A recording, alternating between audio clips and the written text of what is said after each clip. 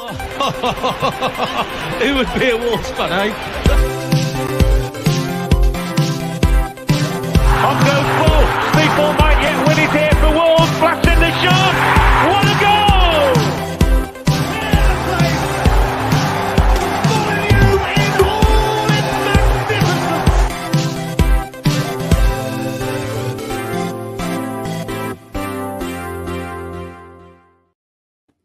Hello and welcome to today's episode of Wolves Fancast, part of the 90min Football Network. Rich here to talk us through yet another defeat. It was all looking so rosy after Saturday and even rosy after half-time as well. It all came crippling down about 90 seconds into the second half. Joining me to talk about the game, the latest managerial updates around Wolves and a quick look at Leicester, I've got Andy and Tom. I'm going to start off with this, lads. Is there any worse place than Selhurst Park for Wolves fans? Because it just feels like bloody Mordor these days for me. Yeah, as an older fan, it goes way back to the playoffs, and it's always been miserable since the 90s. So, yeah, completely agree. And it hasn't changed since the 90s as well. No, never. It's exactly the same ground. It needs ripping out. No, it was I know, like, for those who travelled down, it was apparently a bit of a nightmare getting down. Where who would have thought trying to get to London during rush hour would be tricky. But yeah, you know what's really annoying? After Saturday, I talked myself into it. We were going to win, and I was convinced. And even when I looked at even when the starting lineup came out, and I know there were changes, and people were hinting at it before the game that there's going to be a few. But I guess the standout ones to come in were Hugo Bueno and Traore in the middle of the park. I mean, on first glance, for me, that's one of the most balanced lineups we've had in quite a while in terms of square pegs in square holes. Would you say, Andy? Absolutely. I mean, the fact that we've got a left-footed centre-half, a right-footed centre-half, a left-footed left-back, a right-footed right-back, it's very well balanced. And also it has that nice mix between some of your older heads. So you've got your players who've been around the block a bit, like your Semedo, and then you're bringing in the fresh blood as well. So it did have a bit of everything, and it's probably as excited I've been about a starting 11 as it's been for quite some time, to be honest.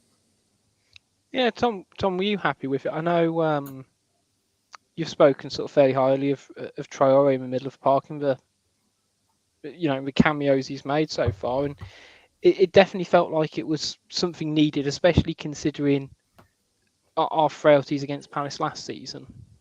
Yeah, definitely. It was all about control in the middle. We got done twice last year and countless times before that with just nothing in the middle, basically just getting overrun time and time again. So that was nice. And yeah, I completely agree with the balance side of things. It was also quite nice because it allowed, Neves could sort of sit and it had a lot more mobile centre mids running around rather than having sort of Moutinho stepping on Neves' toes. So I thought that was quite good. It was also quite nice to see Costa starting because I think there was a bit of chat, wasn't there, about maybe him being taken out just for a breather because of his legs and whatever. But that pleased me as well. So yeah, as a balanced team, it was decent. Yeah, I think that's definitely something that Steve Davis has done so far in the games he's managed. Is I think bar the first game, which I think was understandable given sort of suspensions and things like that. But they've all kind of tried to keep it quite simple and keep some of the game plan quite simple as well in terms of how we go about attacking. But you mentioned Diego, and it's probably the best place to start because we nearly got off to a right cracker.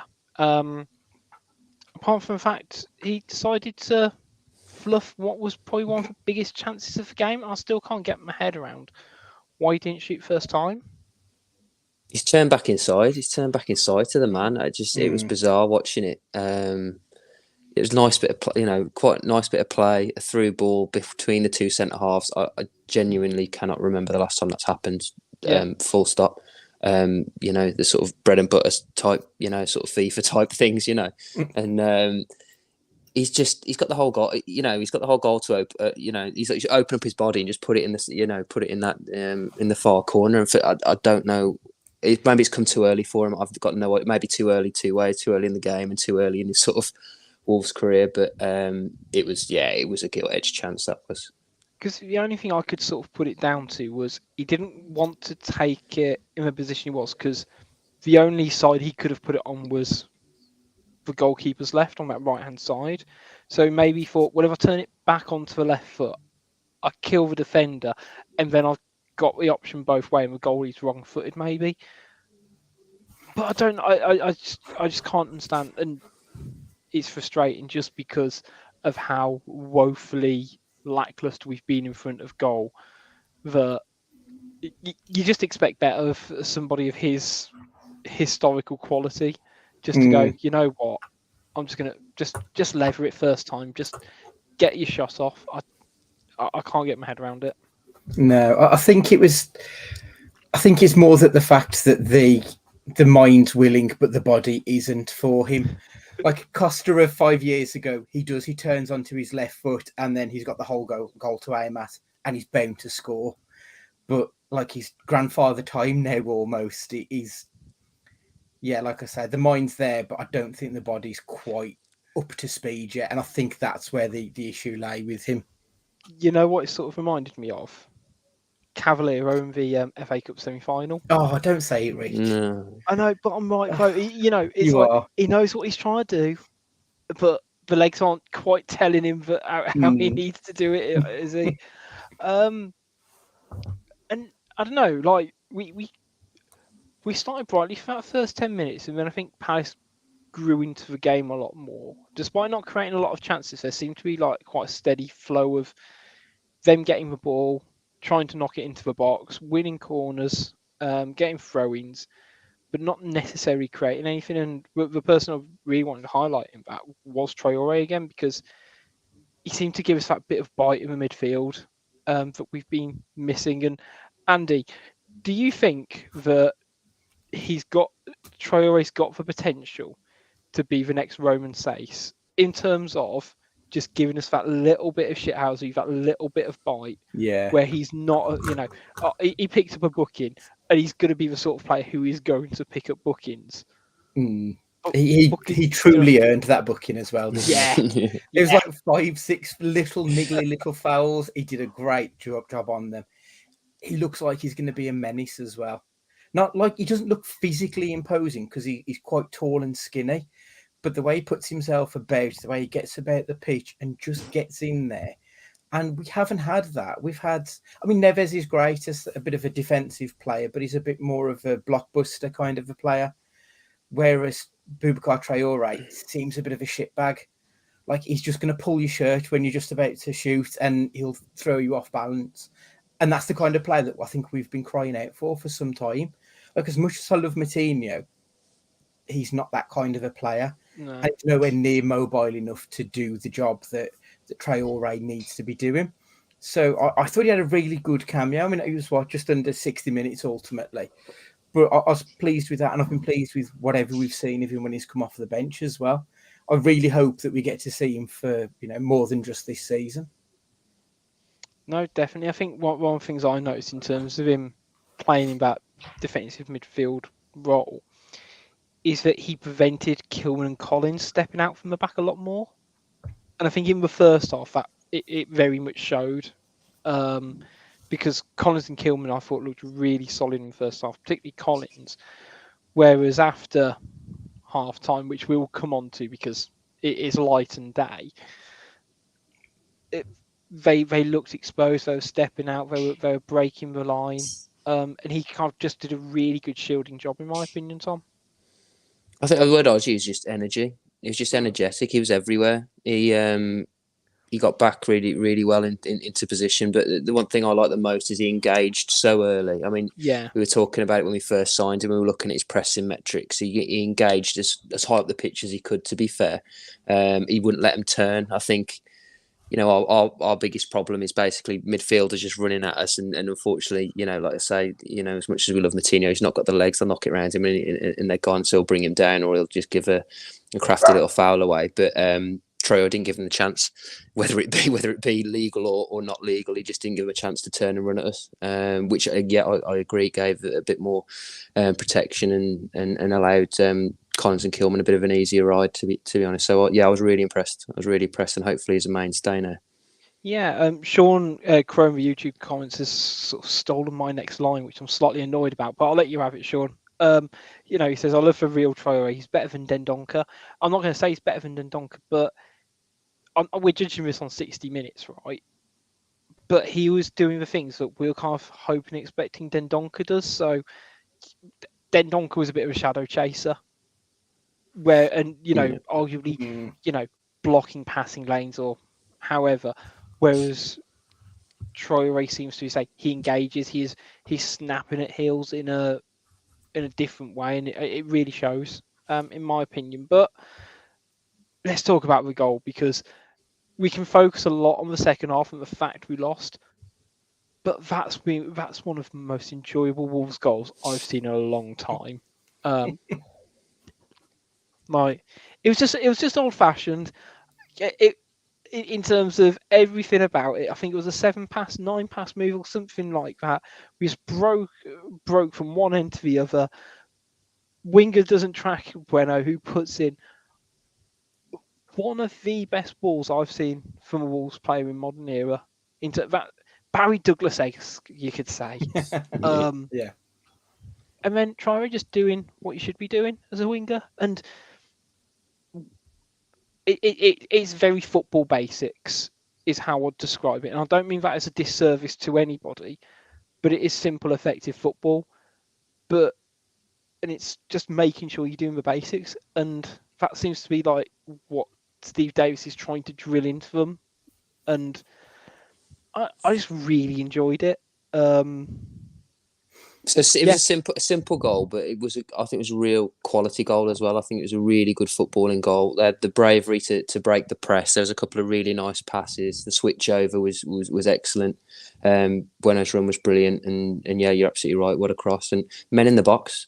Yeah, like men in the box, like you said, that's a basic thing, that we haven't been doing for nearly 2 years, and it paid. Good, yeah. I mean, has a Traore ever scored a header before? Like full stop. I know he scored one for Wolves, but I don't think he's ever scored a header before. So yeah, fair play to him for that.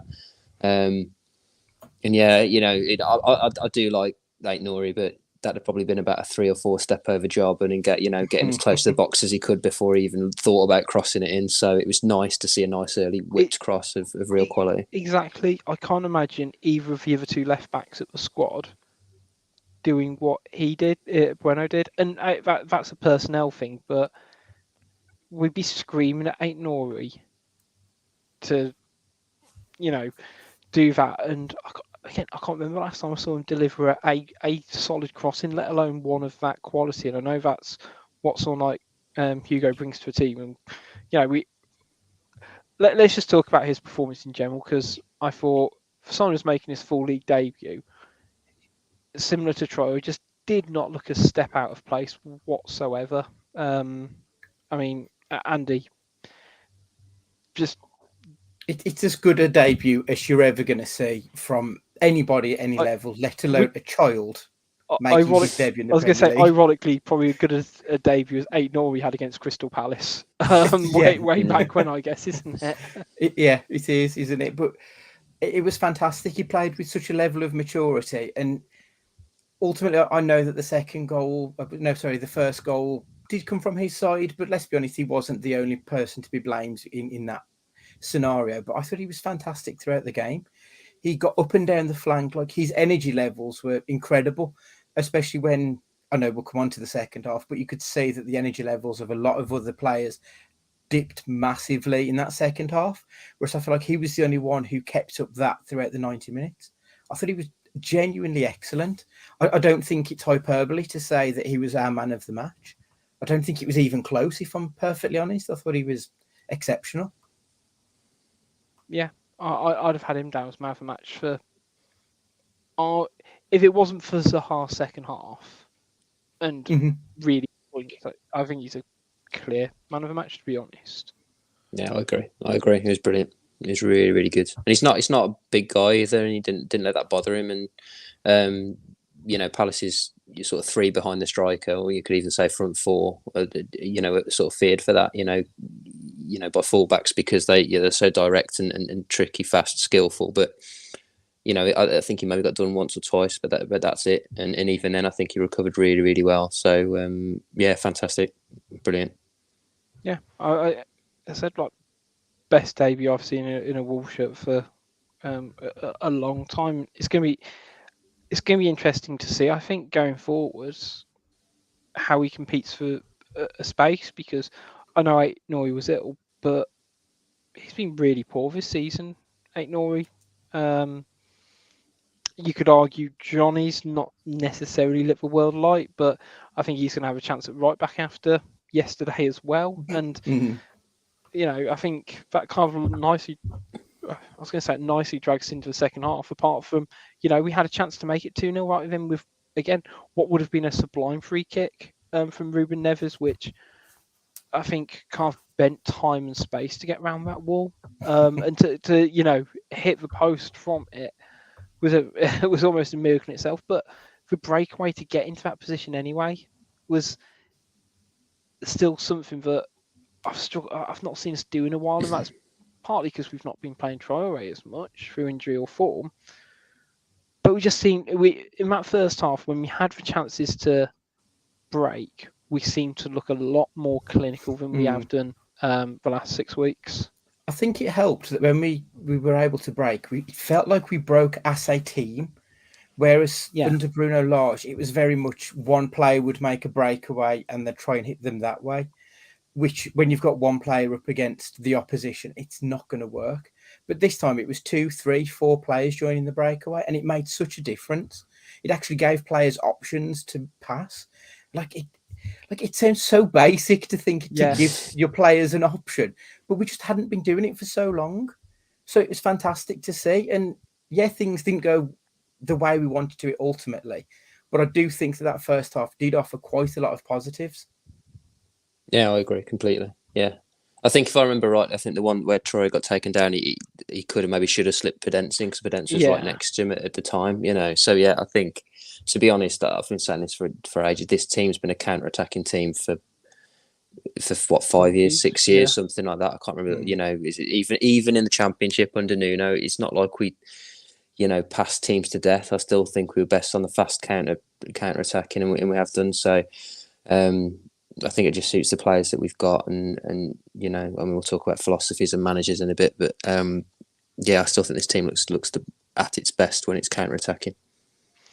Yeah, completely agree. I think it suits the majority of the players, to be honest. Let's talk second half, because it didn't start great, conceding within the first 2 minutes, and that really seemed to knock our confidence. Which is a shame, because we did look solid in that first half. We don't get me wrong, Palace had chances, same as us, and they came out firing. But after the equaliser, the team just looked shot of confidence, and I think it was just, I don't think it helped that the goal was so easily preventable. And I know I wouldn't necessarily blame Bueno for it, but you could argue he should be doing more to try and cut out the cross, because at least they had a healthy amount of time, I'd describe it, to put the ball back onto his weaker foot. And then you've got the argument about, is it Semedo or is it Troy who should be picking up that runner? And the fact neither of them do is poor. Yeah, I'm not sure what Semedo is doing, to be honest, because I know he initially went to cover the centre half, but when the centre half drops back in, he just stands there, like he doesn't then try and drop across. Traoré obviously could have tracked the runner, but it does feel like Semedo was the closest one, and it's very much within his zone. I think they both need to hold their hands up, and they both needed to have done a lot better there, to be honest. As you say, that felt like it was a really easily preventable goal, and there was a few too many fuck-ups in that passage of play to really like what happened there. his body shape, Semedo's body shape's all wrong. If you watch it back, he's just not. He's not in a position where he can do anything with it. It was just so frustrating because you heard the boos at half time. There's a few chants. I think I heard the Wolves fans chanting, "Where's your famous atmosphere?" And I'm no manager, but my team talks. Just keep it quiet. Just keep it nice and tight for 10 minutes. Let the crowd get the back up. And we've done the absolute opposite. We've given them an early goal, let them back in. The crowd's up, momentum's up, and then we completely lost control. I'd say first half we controlled the half without dominating, and then we lost all control as soon as that goal went in, and it just shows the mental fragility of the team, I think, and a team that's down the bottom of the table compared to a team that's at the upper echelons. We just couldn't turn the tide. Yeah, I think it's interesting you say that in terms of being able to turn the tide, because obviously we didn't really look like scoring in the second half. But Palace, I think most of their points have then been coming back from behind. And it's just that difference in mentality that Palace didn't know when they were beaten. And we were the complete opposite. It was like, oh shit, we've conceded. Here we go again. And we're better than that. Man for man, we are better than that. And I know Matt Bradley said in the YouTube comments, I can't remember a single occasion where Adama's ever tracked a runner. It's fair enough, but I think with because I think it was the other Traore, Babacou Traore, who was the one who potentially could have caught up with Eze, and maybe that's the difference between a good midfielder and a top class one or a more mature one, because I remember, I can't remember who it was against off the top of my head now, but Ruben Neves tracking someone right back to a 6-yard box earlier this season. It might have been against Southampton. And I'm not saying if Ruben Neves was there, he'd have prevented that goal. But it is just those little fine margins. And you say it was so easily preventable. And we just seem to have lost. We just seem to lose our way a bit. And there was justifiable reasons for it, but I think after the 60th minute, or 58th minute, if we're going to be precise, 56th even, Wolves make a triple substitution. They bring on Guedes, Hodge, and Moutinho for the two Traores and Nunes. And Davis came out afterwards, just like, look, all three of them are carrying knocks. Well, no, Nunes. Nearly injured, nearly got his head taken off by Simon the first half. Traore seems to be constantly carrying niggles at the moment, and Traore's building his way up for Premier League fitness. But again, we just looked a shadow of the team when all those three subs came on. Do you think there's an argument that we should have at least tried to split the subs up a little bit more in terms of giving them a chance to bed into the game? Most definitely. I think when you look, I think part of the issue is when you're bringing on those two midfielders in Moutinho and Joe. Was it Joe Hodge who came on at that time as well? We lose all physicality in the middle there. With those two substitutions, we've got two players who are 5'7" and 5'4". Like, no offense to short people, but when you're up against the people who look like they do at Crystal Palace, who are big burly bastards, they are going to run through you every chance they get, and that's exactly what they did. We looked like we'd lost the fitness battle, and we looked like we were losing the physicality battle, and those substitutions just killed us. The Adama threat as well. We know what he's like when he gets in the final third. He's not great, but teams are still scared of him, and they won't push up as high when he's playing. They just won't, because you're going to get embarrassed. So you're allowing Palace to play 10 yards further up the pitch. I know he said he had to make the changes, and it probably says more about our bloody fitness and medical team than anything else, that people just can't get through a bloody game, or they can't get through two games in a space of amount of days. I mean, it sums it up for me that Costa's come from having no minutes in 9 months, yet he can still get through games more than half of this team. And it's not through because he doesn't run, because he was running last night. He was closing down, and I was almost saying to myself, "I'll just stop doing that, mate, because you're going to be off in no time. You're going to be blown out your arse." But we can't get. Hwang's always injured. Fullbacks can't stay fit for longer than 5 minutes, or they can't get through 90 minutes. The midfielders are always on rotation because they can't do it. I don't know what the hell's going on, but it's a massive issue because it's costing us points. I'm not saying that necessarily we'd have won last night or got a point without those subs, but it definitely didn't help. And if they needed to, they also talk about the red zone, don't they? If they needed to be made, they needed to be made. But there's a bigger issue there for me. Yeah, it's been since game 1 of the season against Leeds. Like we had a complete drop off, didn't we? Sort of 60, 70 minutes, and it is worrying because it goes back to like the fundamental basics that you need to be able to get through a 90-minute football match, and too many of our players aren't able to do it on a regular basis. You look at the likes of Aït-Nouri, and I know he was unwell, which is why Bueno was arguably starting, but he struggles to play 2-3 games in a week, and that's on at the start of their career. And it's appalling, isn't it? If you look, I don't think like we've got 3 fullbacks at the club, all of which are, early to late 20s. They're in the prime of their career. I think is Semedo 29, I believe, or he might even be early 30s. Either way, they should be able to get through these games. But we haven't had a run this season where we've had 2 of them playing consistently and playing consistently well. There's always at least one of them getting subbed off for whatever reason, and it's worrying. It really is a worrying stat. I think the only players who haven't, who've completed the 90 minutes have been Kilman and whoever is accompanying Kilman in central defence. Everyone else seems liable to get taken off at any point. Yeah. And it seems to be a fitness issue above all else. I like, what the fuck were they doing during the summer if they weren't doing all of the laps that they needed to be doing to get fit for a Premier League season?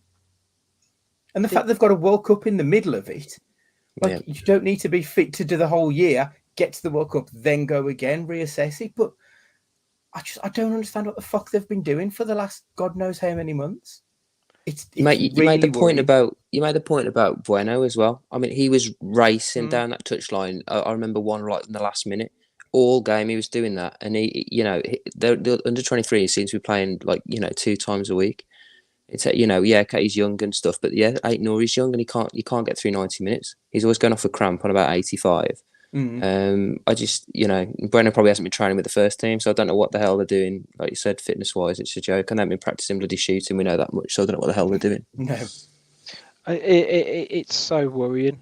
And again, the second goal, it just felt easily preventable. I know the halves had sort of grew into the game a lot more. But again, just like silly things Semedo should have been doing better. You could argue Kilman's got himself in a bit of a tough position as well. And it just felt, as opposed to the first goal, we just looked so exposed. And yeah, it's frustrating. Because again, we then struggle to get chances apart from, in the dying minutes where Nathan Collins almost nabs one in with, I think he was very much saved by the offside flag. Because if Guedes wasn't inexplicably half a yard offside, despite having the full line of sight of 5 Crystal Palace players, I mean, that goes down like a miss of the season if that's not flagged for offside. Yeah, it was an embarrassing. That's on your Danny Baker's collections come Christmas time, isn't it? Yeah. It was a shocker, that was. I yelped, and the wife came in and wondered what the hell was going on. I don't know what noise I made. It was the most bizarre noise in the world. I just couldn't believe what I was seeing. I mean, it was a great run. He did everything right in terms of because he played he nabbed the ball. I think it was the halfway line, carried it forward, sprayed a pass out to the left, I think it was initially, and then kind of continued on his run. It's great. But yeah, again, I think I just about managed to justify it by Guedes being really poor yet again. And say just the fundamental basics of just looking down the line. But I was going to say, we mentioned about Diego Costa. Was it a bit of a joy to see him riling up Anderson and giving a bit of the Diego Costa we've all come to, I was going to say, know and love? Yeah, I was quite. I was impressed with his all round sort of play. To be honest, I know he missed that chance, but yeah, his physicality, he held the ball up pretty well. And yeah, those little bits and pieces are just a bit of added entertainment. To be honest, because we haven't got much to be entertained with, so at least that's providing something. So yeah, it's decent. As I say, I don't think we can be relying on him to be the answer to our goal scoring prayers or whatever. But I'm enjoying watching him play for us. I was going to say he's a step up from Hwang. Because let's be honest, that's the alternative. And when I don't even remember Hwang touching the ball when he came on, I'll be honest. Yeah. He probably did at some point, but who knows? Like, he's just an enigma, isn't he, Hwang? Yeah. And again, like there was a couple of half chances. And the ball broke to Hodge in the middle of the box, but again, I don't think there was any point where I was like, we're gonna score, we're gonna get this equaliser. And again, it just goes, into the collection, as it were these days. Let's have a quick look at the table before we kind of discuss the future, as it were. I know it's not necessarily happy reading, guys, because a point or draw. I know there's currently games being played, so the table's probably slightly shifted since then. But there was a point where a win yesterday would have really propelled us out of this tricky patch, so to speak, and would have given us a bit of elevation. Even a point would have just given us that bit more breathing space. And it's so frustrating because yesterday's game wasn't, was a game we could have got points from. I don't necessarily think we deserve to win on the balance of play. I do think Palace, more than deserved something out of the game. But that's the sort of game you need to shut out a point from. It is, if you want to survive in the Premier League, you need to be looking at matches against these teams in and around where we expect to be at the end of the season, and we've got to be targeting them for points. And we got that goal ahead, but we never really challenged them. Even in the first half, when we were having better positions and doing well, I don't feel we ever really tested Greater. And then in the second half, we just didn't test him at all. So I think you are right on the balance of play. If I was a Palace fan, I would be furious if I didn't come away with 3 points there. And looking at that table, I've just looked. Southampton have won their game tonight, so we've dropped back into the bottom 3 now. You are right; it would have just made a world of difference to have picked up at least a point. It would have had us up at like 15th maybe, and all of a sudden you're looking the other way rather than behind you still. Yeah, it's going to be, I was going to say, interesting to see how the landscape changes over the coming weeks, and hopefully for the better, because we might have a new manager in charge before you know it. We're going to talk about Michael Beale and also having a quick look at the Leicester game right after a short break. Catch you in a second, guys.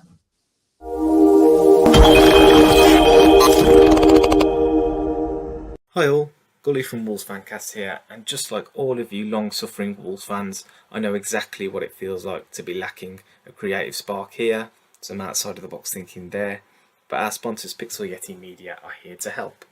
They're a creative agency that cover all of your web design, branding and marketing needs, with our very own wolvesfancast.com, a fine example of their work. So much so that I hear Jeff Shee is looking to do a deal this summer.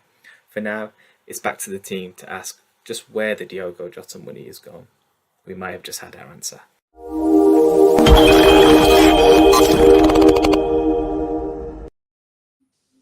Hello, welcome back, everybody. I guess we've Wolves fans have hopefully managed to move on from the Nuno Santo rumours over the weekend, and now we have what I hope is our prime target in sight, because I don't think Steve Davis has done a bad job as caretaker manager, but I think a permanent solution is sort of needed, and it's pretty much been confirmed that he is the number one choice for Wolves now after a couple of weeks of deliberations.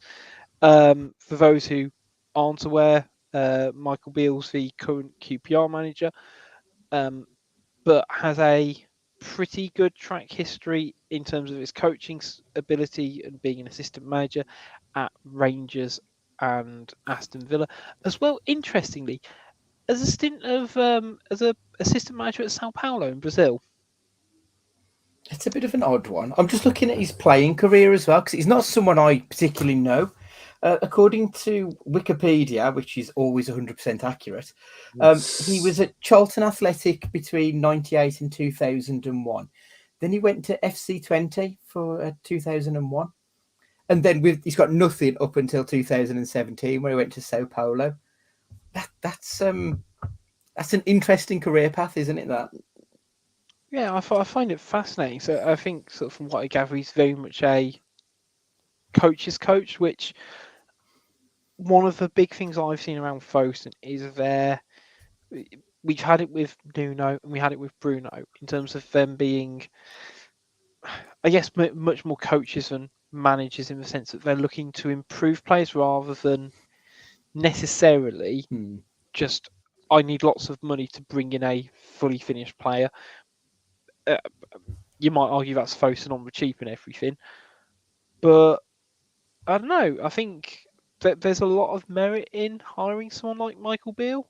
I'm trying to talk myself into being positive about it, but I think considering all the other candidates that we've been hearing about, I get the upside in hiring him if it does go through.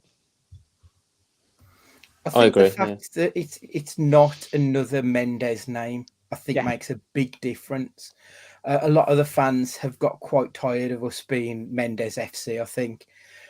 Obviously, it's always been a Portuguese name or Italian, as it was when we very first started. But we've always been linked with the next Portuguese big thing. So to go to a British-based British manager, it feels like a big departure from where they were going previously. So it does feel quite refreshing in those terms, the fact that we're looking at something else and maybe something different to what we've been sold previously. He's really, really highly regarded. Just obviously when we first started getting links, you'd have a little read around and stuff, and everyone, players, managers who he's worked for, they speak incredibly highly of him. I think sounds that he took all the training sessions at Villa, and I think the bulk of them at Rangers as well. Rangers are desperate for him apparently to be their next gaffer, and I really like it when English players and managers go and try themselves and learn in a different country. I think as a race of people, we seem very reluctant to do that, especially from a footballing sense. So I think it's really refreshing when people do that. And I think at the moment everyone's sort of in trying to get the new Potter, aren't they? And I think he's the one that's been sort of spoken about in those terms. And I know Potter had obviously a really bizarre sort of career path as well as a manager. And I don't know if anyone caught the game tonight. I mean, I only caught. I'm not going to say I've been watching much of QPR, but I mean, I watched the game before we came on, or at least the first half. And I was quite impressed. 3-0 in the end. Yeah, 3-0. Cardiff had a man sent off after about 18 minutes or something, which was a bit unfortunate. So he couldn't really take too much in. But in the bits that I watched, it was quite good. It's quite high intensity, high press, attacking fullbacks. Lots of men in the final third, which was enlightening. I mean, Cardiff were god awful. They were absolutely terrible. They were terrible. Nothing's changed there from when we used to play them. But it looked like a good brand of football. So yeah, we'll see. I'm all in now. After all the dross that we've been linked to recently, it's just nice. I think it's the best one, the best option we've got out there, to be honest. So let's do it. And like I say, it's a bit refreshing. It's a bit different from the norm, and we need something like that at the moment.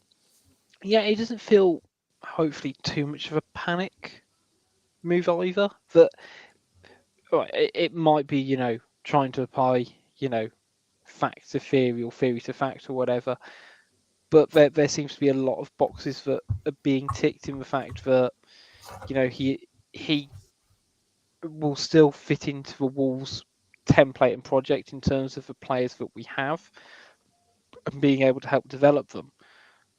But hopefully bring in something new, because you could argue it has got a little stale under, being on the Mendes conveyor belt.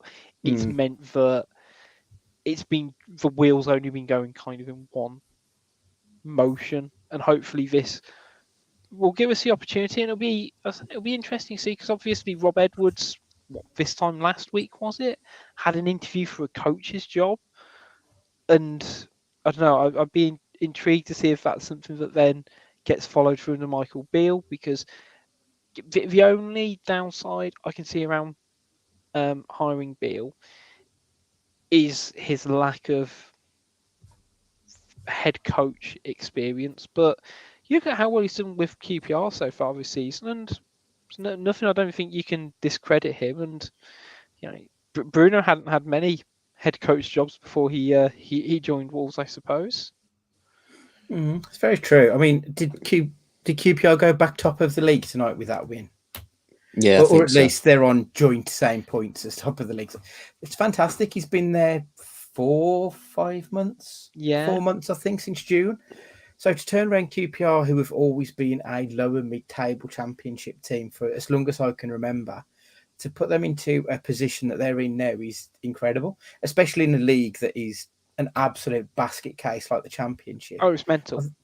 It is. He's done a really good job of getting some consistency there. He's lost 4 games in 15 in a competitive league. That's a great record. Have you seen the top of that league? It's so surreal. Oh.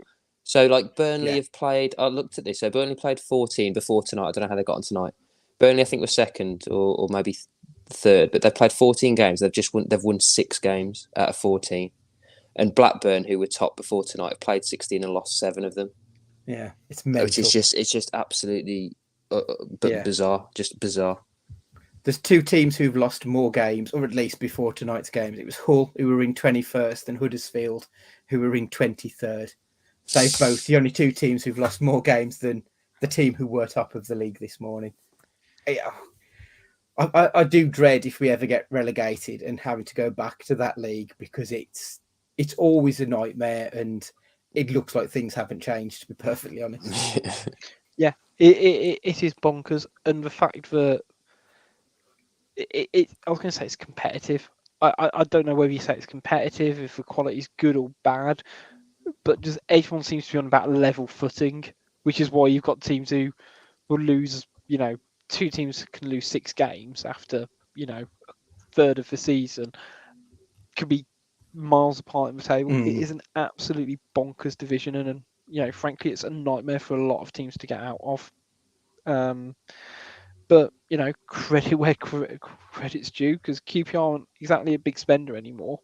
So he's obviously had to coach these players and be a bit savvier in terms of what he's getting out of them, and to be in the position that they're in with the likes of some of those other teams who are pushing back. I think it's definitely credit where credit's due. It'll be interesting to see if Wolves can get a deal done before the game against Leicester on Saturday, and whether Sunday, is it Sunday? Oh, yeah, Sunday gives an extra day. Yeah. Crikey. Or whether it's one of those where he's announced and they have the unveiling before the game, but it's Davies in charge sort of thing. It'll be interesting to see if we actually get anything done, or knowing Wolves, we managed to completely fudge it up anyway, and we'll go back to Pedro Martins or wherever. But in terms of the Leicester game, I mean, they're obviously in no great shakes themselves. Do you think it's going to be similar to Forest? That it's going to be, I was about to say something really annoying to Andy here, where I was going to say like 2 bald men fighting over a comb. But I feel that will offend the bold community / myself, who was going that way myself. But do you think that either team is going to be able to pull themselves out of the myriad of mediocrity, or do you think it's just going to be sort of 2 bad teams just slogging it out? It's going to end up like coming down to one moment of magic from either Neves or Maddison, I think. Yeah. Like, if you look at the rest of the team around it, there's not enough that's really producing anything. But when you look at Leicester, I mean, they concede a lot, but they've scored 5 out of those 4 games that you just put up on screen. They've got a half decent scoring record, and we don't seem to be able to score for shit. So I I think it's not going to be one for the neutral to watch. I can tell you that for now. I think it's going to be a miserable afternoon for anyone wanting to watch the match. But fingers crossed we'll come out on top. Yeah, big game. Yeah, as they all are now. I think we've got to test keep because actually I don't know if I want to say anything now because I'm just going to jinx it or no. But they need to rain shots in if we even have the capacity to do that. Very suspect at the back, but they've got a lot of quality. They'll be better than Forest. I guarantee that they'll be better than Forest. So we need to be better than we were against Forest if we want to win, in my opinion. And I think I still think last night we were actually probably better than we were against Forest. To be honest, I think we looked more threatening. So maybe there's a gradual improvement happening. I don't know. Men in the box last night. Yeah. It's been the case all season. I still say we're good. I'd almost say actually very good getting up to the final third. The ball goes anywhere near the box, and it's like they've never seen a football before. They're just I think it's just got to a stage where it's just a mentality thing. They're just the brains are fried when they get anywhere close to the box. So I think there were more encouraging signs last night. There were still more chances. As I say, we carved out that Costa chance, and I still think there was like chances for chances, if that makes any sort of sense. So there was it was just the last pass or the last touch or just the ball falling. It just didn't seem to drop. I mean, that Hodge one that you mentioned, it just wouldn't drop for him to put his laces through it. We just need, and the inside of the post with Neves, we just need that little bit. We just need the tide to turn. Just that little bit of luck that just gets us a scrappy win, and let's build from there. Yeah, I agree. I do think it's a mentality thing that it almost just takes like one extra player just to take that risk or that gamble to break into the final third or to support the man. And one of the things I was thinking about is all of Wolves' chances. They're all quite different. So like we never got, I don't know, let's say the opportunity for Bueno to swing in too many other crosses. He had that great one in the second half, I think it was, where he got the ball quite deep and managed to knock it past the man, get it into the box, and didn't quite know what to do with it. Yeah, I remember that one. But, yeah, and that was frustrating because I've seen Aït-Nouri do it enough, and again, it's just knowing what to do in both situations. But I don't know. Me as a novice football fan, I can't think, well, hang on, if we've just created, if we've scored a chance where we've managed to open up the pitch for Bueno to swing in a really dangerous delivery, why don't we try and create more opportunities from this method? And we just sometimes do seem to lack that bit of confidence in terms of, I'm not saying, we should do it every time, but Elise on Palace's right must have tried that same cross a good 5 or 6 times in slightly different variations because they know they've got the players to do it, and we know we've got the players to do it chiefly because we fucking scored from it. So and if it isn't Traoré at the back post, you've got Diego Costa there, you've got Nunes who's trying game after game to be that extra man as well, and I don't know. We never play to our strengths, though, do we? No. Like I feel like we've always try and. There's a little bit of the Arsene Wenger early Arsenal, the wanting to score the perfect goal about it. Except for we're nowhere near as good as them when it came down to it. But we almost feel like it's reluctant to do something as cheap as just swinging a crossing and scoring when it worked. Yeah, it's that reluctance to just gamble a little bit more, I think, and it's going to keep biting us on the arse until we stop doing it, to be perfectly honest. But the British they've probably had years of putting the ball in the box and absolutely jack shit happening. And now it's got to a stage where, it's in the head. So, when that classic, we've spoke about it many times, that Bruno U shape around the box. Yeah. We'll get out wide where we could put a cross in, but let's not bother because we know we're going to score. We've got no players in the box. We've got Jimenez who won't head the ball anymore. So let's come back out again. And so I think it's just so with football, it's just ingrained in mentality is just such a massive part of sport, and Football in particular, you pick up like winning's a habit, losing's a habit, and what you do on the pitch is a habit as well. And I think it's just ingrained into him now not to even bother trying. And it just came, and that cross came from someone who hasn't been in the first team and had that way of playing.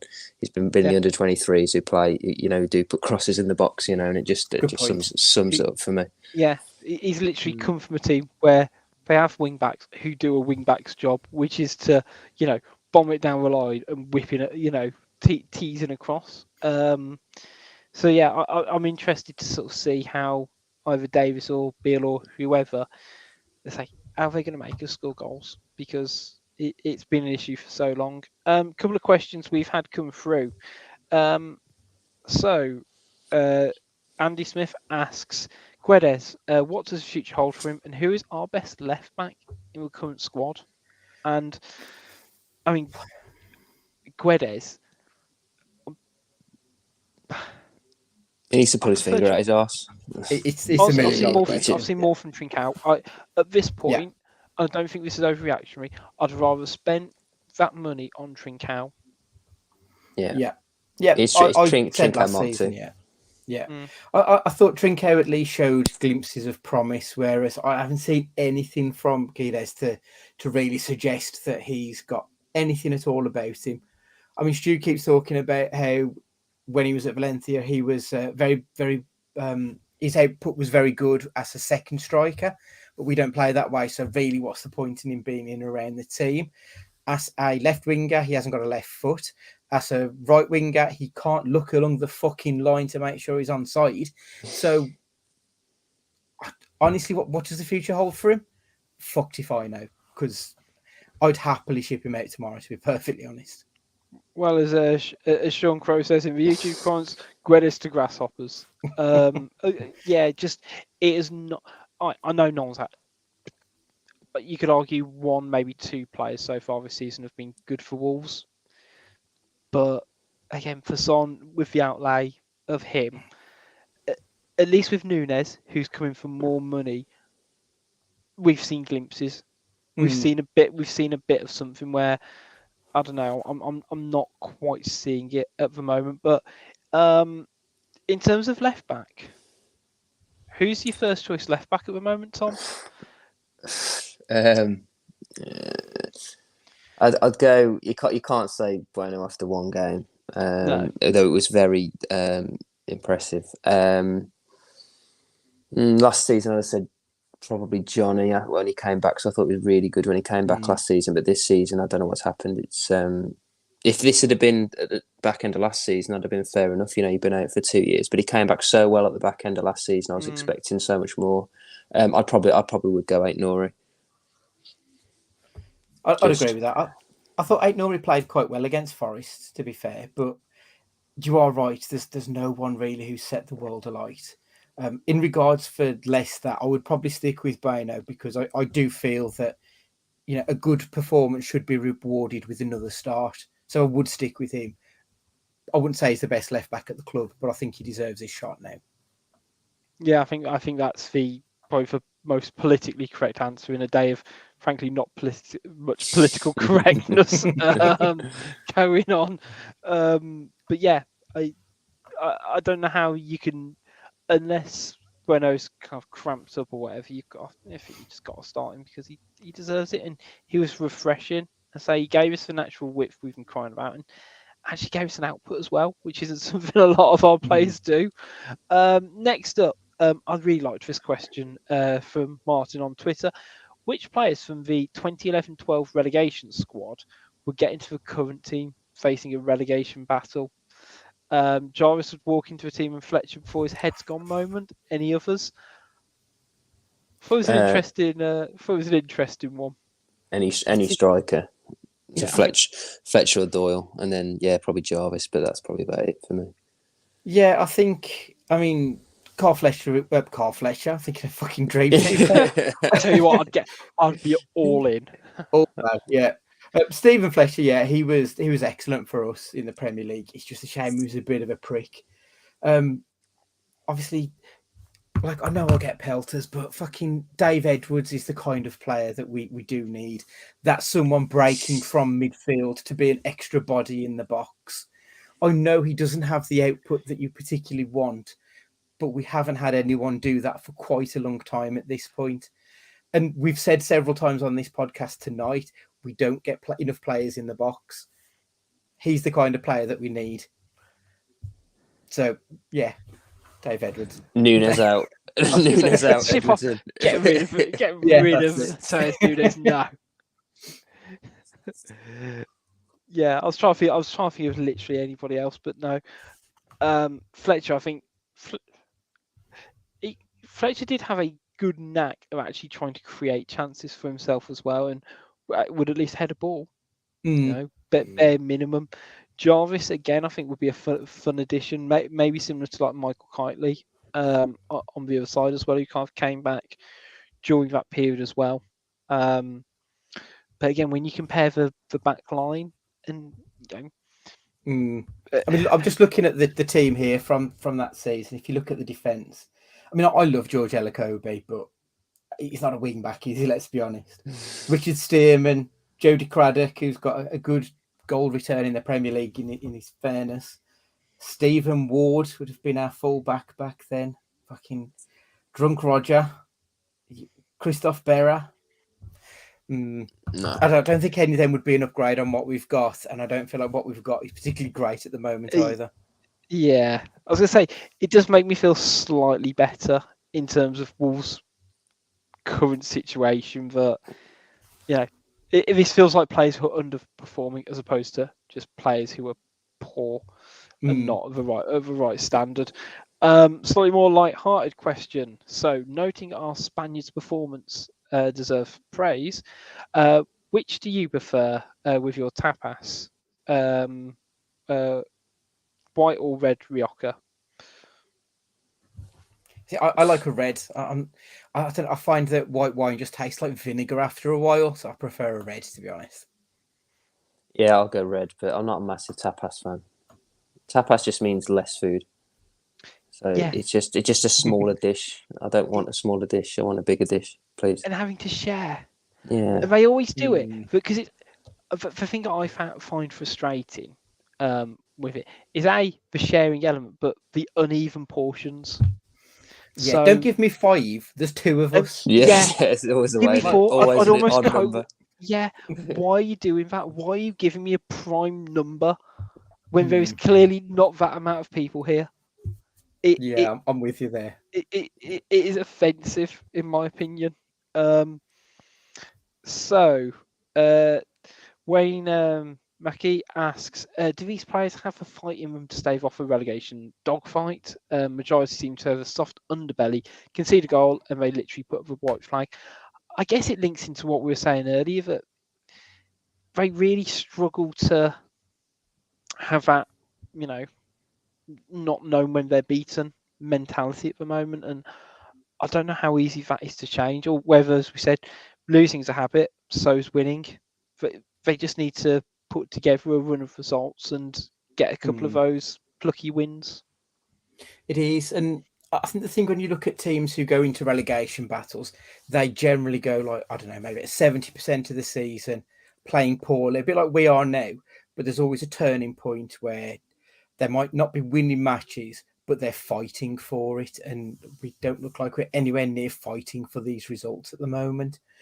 We do look like we've got a very soft underbelly currently, and that is a bit worrying. I do feel like we need a bit of steel.